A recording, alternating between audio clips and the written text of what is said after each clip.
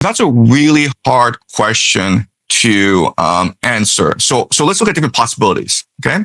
The first possibility is that he's been employed as an actor and he's just following a script, but he doesn't really know where this movie is going. He's just doing his part, but he's manipulated behind the scenes by people around him.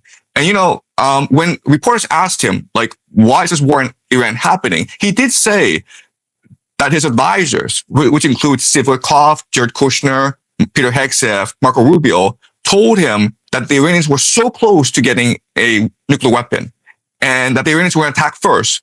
And so I was basically misled. And I think that's probably true in that Trump surrounds himself with certain people that have a certain political eschatological agenda.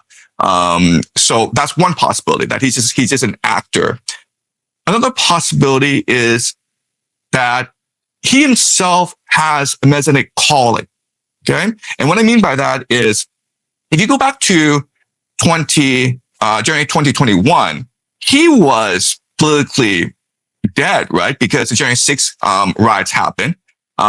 He was impeached twice. And then after he left office, there was lawfare conducted against him and he went bankrupt. So it was as though the entire world went against him.